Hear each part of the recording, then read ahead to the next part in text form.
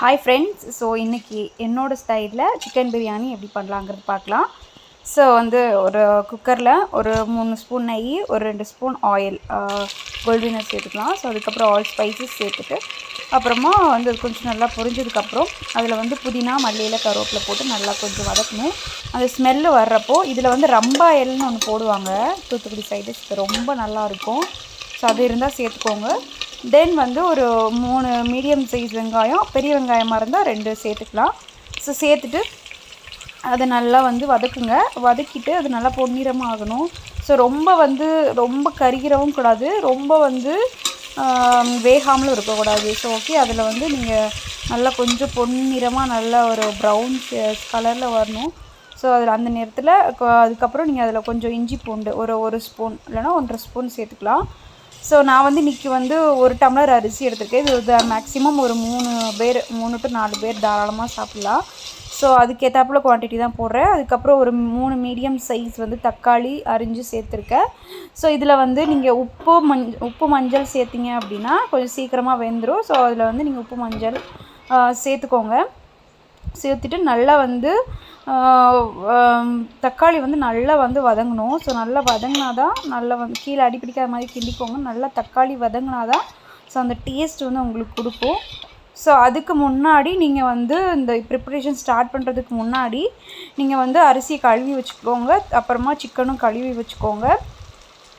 அதுக்கப்புறம் வந்து ஒரு 10 முந்திரி, அப்புறம் ஒரு அரை சில்லு தேங்காய், அந்த மாதிரி வந்து நீங்கள் முந்திரி வந்து நீங்கள் ஊற வச்சது பேஸ்ட் பண்ணிக்கோங்க.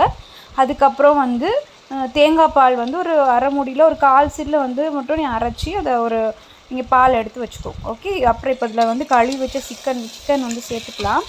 சேர்த்துட்டு நல்லா கிளறி விட்டுட்டு நல்லா அது கொஞ்சம் நல்லா அதோட மெர்ஜ் ஆகணும். ஸோ அந்த இஞ்சி பூண்டு பேஸ்ட் எல்லாமே. ஸோ அதுக்கப்புறம் இதில் வந்து நீங்கள் மசாலா சேர்க்கணும். ஸோ மசாலாஸ் வந்து இன்றைக்கி நான் என்னெல்லாம் மசாலாஸ் எடுத்திருக்கேன் அப்படின்னா, ஆல்ரெடி மஞ்சத்தூள் சேர்த்தாச்சு, கரம் மசாலா, அப்புறமா மிளகாத்தூள், அதுக்கப்புறம் வந்து மல்லித்தூள்.